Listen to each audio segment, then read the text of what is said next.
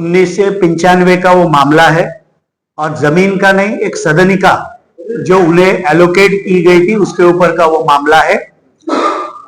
न्यायालयीन प्रक्रिया पे पूरा विश्वास रखते हुए राज्य के भूतपूर्व क्रीड़ा मंत्री माणिकराव कोकाटी जी ने आज सर्वोच्च न्यायालय में नीचे के कोर्ट के निर्णय के खिलाफ याचिका की थी।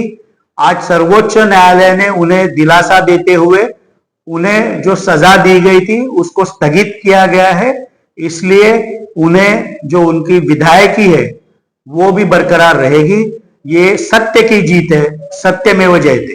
अंजलि दमानिया लगातार जिस तरीके से अजित पवार हो या तमाम उनके मंत्रिमंडल को लगातार ये भी कोशिश कर रहे हैं, जिस तरीके से लगातार अजित पवार के इस्तीफे की भी मांग हो रही है और तमाम जो घोटालेबाज मंत्री है उनकी भी उस तरीके से मांग हो रही है, कैसे देखो अंजलि दमानिया? लगातार समाज सेविका अंजलि दमानिया जी ये एक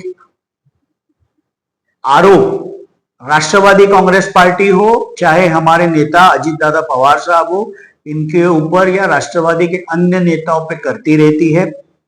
उन्हें लोकतंत्र में पूरी छूट है।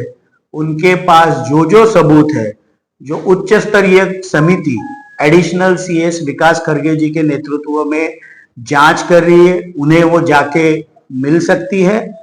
राज्य के राजस्व मंत्री माननीय चंद्रशेखर बावनकुळे जी के पास भी वो जाके सारे सबूत दे सकती है।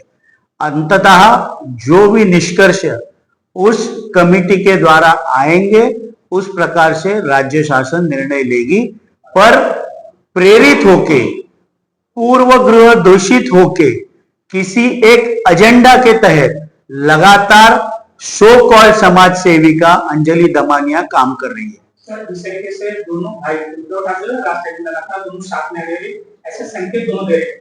मुद्दा यह है कि मराठी जिस तरीके से मतदाता हो या अल्पसंख्यक मतदाता, दलित मतदाता, उसको अपने पास सबसे ज्यादा खींच के लाना, दोनों भाइयों के आगे से पहले महायुति को उसका पट्टा बैठे।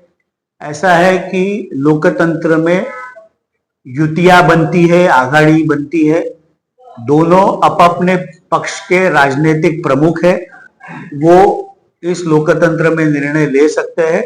लेकिन हाल ही में 288 नगर पालिकाओं के और नगर पंचायतों के जो चुनाव हुए उसमें फिर से महाराष्ट्र की जनता ने महायुति के ऊपर विश्वास जताया है। राज्य के मुख्यमंत्री माननीय देवेंद्र फडणवीस साहब के नेतृत्व में, उप मुख्यमंत्री माननीय अजित दादा पवार साहब, उप मुख्यमंत्री एकनाथराव जी शिंदे साहब, इन तीनों नेताओं पे विश्वास जताते हुए महाराष्ट्र की जनता ने फिर से जनादेश दिया है। सर, आपके सवाल नगर निगम चुनाव को लेकर तमाम पार्टी की जो सत्ताधारी पार्टियों द्वारा, लेकिन कहीं ना कहीं महायुति में जो इस तरीके से आलमेल जो देखने को मिल रहा है, कहीं ना कहीं सीट शेयरिंग को लेकर अभी भी जो केरवणों जो है या उसका जो कीड़ा है वो अब तक शुरू हो चुके थे। थाने में किस तरीके से, क्योंकि मुंबई में क्या कुछ सीट शेयरिंग उसकी बात है? ऐसा है कि थाने महानगर पालिका में महायुति के दो घटक पक्ष शिवसेना और भारतीय जनता पार्टी आपस में चर्चा कर रहे। राष्ट्रवादी कांग्रेस पार्टी को अगर उस बैठक में बुलाया गया तो हमारे जिलाध्यक्ष नजीब मुल्ला जरूर जाएंगे। सम्मान पूर्वक सीटें अगर महायुति में राष्ट्रवादी कांग्रेस को मिली तो महायुति करके हम लड़ेंगे, अन्यथा थाने महानगर पालिका में स्वतंत्र तरीके से भी पूरा चुनाव लड़ने की ताकत राष्ट्रवादी कांग्रेस पार्टी रखती है।